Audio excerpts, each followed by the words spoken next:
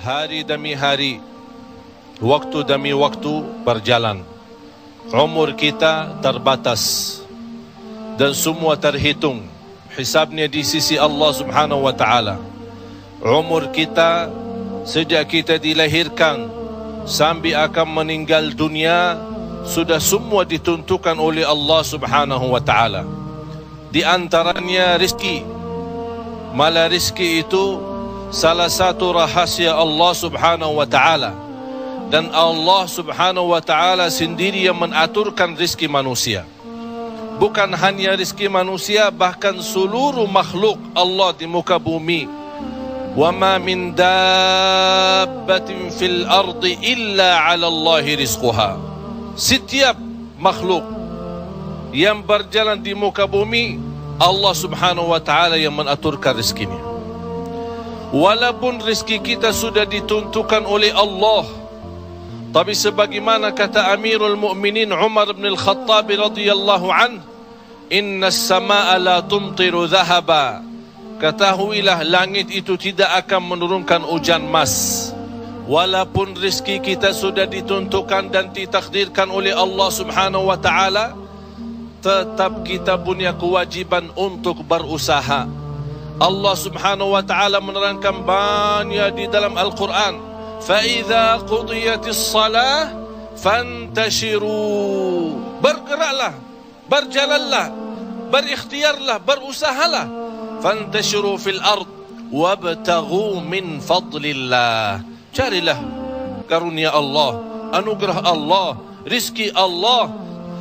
Orang mukmin yang percaya kepada Allah dan senantiasa dia berikhtiar dan berusaha, tetap memiliki keyakinan, menggantungkan hatinya kepada Allah Subhanahu wa taala.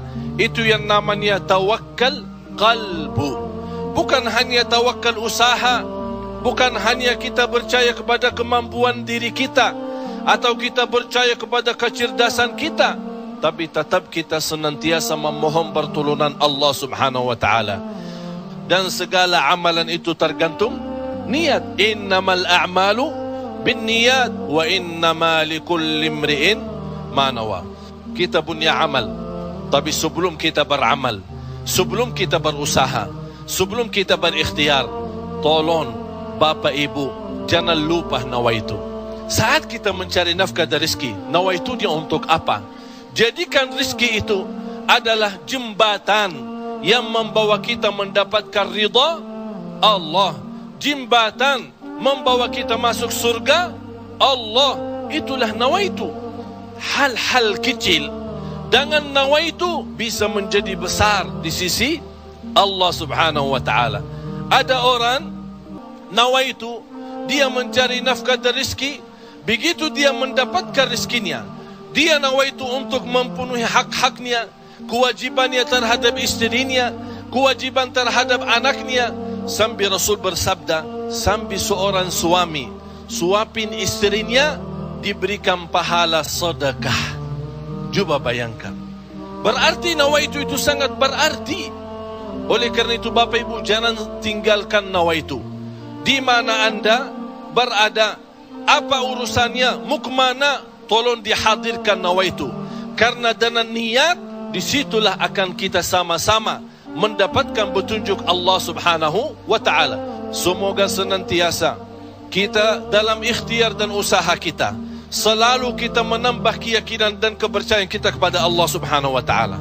Hari ini kita berusaha berikhtiar, menghadapi sedikit kesulitan dan kesusahan, jangan kita berkata, kenapa Allah tidak melancarkan rezeki dan usaha saya? Tapi harus bertanya kepada diri kita, apa salah saya?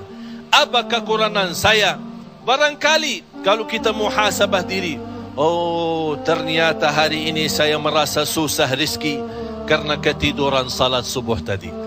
Saya merasa malam ini tidak lancar karena saya lupa baca Al-Quran. Saya hari ini merasa tidak baik karena saya ketinggalan salat malam. Inilah muhasabah diri. Al-Imam Muhammad ibn Sirin pernah dia mencela orang, mencaci maki orang. Itu orang miskin. Orang itu tersinggung. Kata Imam Muhammad ibn Sirin, saya menunggu ucapan saya ini, menunggu akibahnya, menunggu balasannya 40 tahun. Coba bayangkan, hanya satu ucapan dia takutin, dia fikirkan, apalagi perbuatan. Bapak Ibu, berapa banyak perbuatan kita salah, berapa banyak kita melanggar aturan Allah, berapa kali kita menjauhkan diri dari perintah Allah, padahal kita semua hafal. Wa may yattaqillaha yaj'al lahu makhraja. Barang siapa yang takwa kepada Allah, akan Allah jaminkan diberikan jalan keluar dari segala kesusahan, dari segala kesempitan. Berarti kalau kita berdoa, kita berikhtiar, kita berusaha, tapi masih kita menghadapi kesusahan dan kesulitan, pasti ada sesuatu yang tertinggal. Salah satu amalan di samping ikhtiar dan usaha kita adalah zikrullah, terutama istighfar. Karena termasuk istighfar adalah salah satu kunci mendatangkan rezeki. Sebaik istighfar itu sepanjang waktu, pagi, siang, sore, malam, naik motor, jalan kaki, naik bis, mau kemana-mana, tidak keberatan kita membasahi lidah dengan istighfar.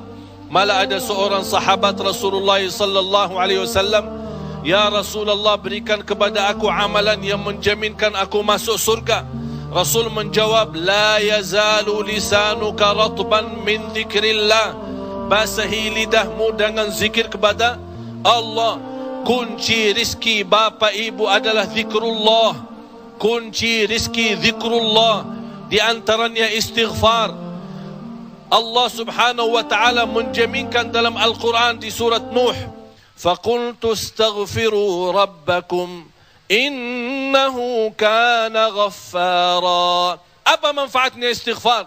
Yursilis samaa alaikum midrara wa yumdidukum bi amwalin wa banin wa yaj'al lakum jannatin wa yaj'al lakum anhara.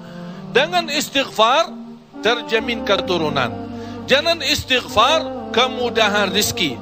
Dengan istighfar kelancaran usaha. Dengan istighfar kesembuhan dari penyakit. Dengan istighfar banyak kemudahan dan kemuliaan yang kita dapat. Kalau memang ingin ditambah rezeki kita, kalau belum sempat haji, kita ingin berhaji. Kalau kita sudah haji, ingin Allah menambah kita bisa haji lagi. La in syakartum lazim. Jadilah hamba yang bersyukur, karena nikmat Allah memang Bapak Ibu tidak bisa terhitung. Nikmat Allah begitu banyak di setiap waktu dan setiap saat, lahir dan batin. Wa in ta'uddu ni'matallahi la tuhsuha.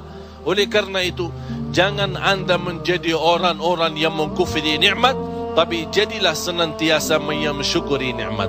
InsyaAllah dengan syukuri nikmat dan sabar menghadapi ujian dan cobaan, kita bisa menjadi hamba yang diridai Allah. Kalau Allah sudah ridha kepada kita, InsyaAllah segala amal ibadah kita akan diterima, dan segala usaha dan ikhtiar kita akan dipermudahkan oleh Allah Subhanahu wa ta'ala. Bapak Ibu, yang terakhir, tidak boleh kita lupa doa. Rasul kita sallallahu alaihi wasallam selalu berdoa kepada Allah Subhanahu wa ta'ala. Padahal dia Rasul, terjamin pertolongan Allah. Senjata orang mukmin adalah doa, dan pintu langit bisa dibuka dengan doa, dan doa itu kapan saja dan bisa sampai kepada Allah tanpa waktu dan tanpa batas. Selama kita masih berdoa kepada Allah, selama masih kita memohon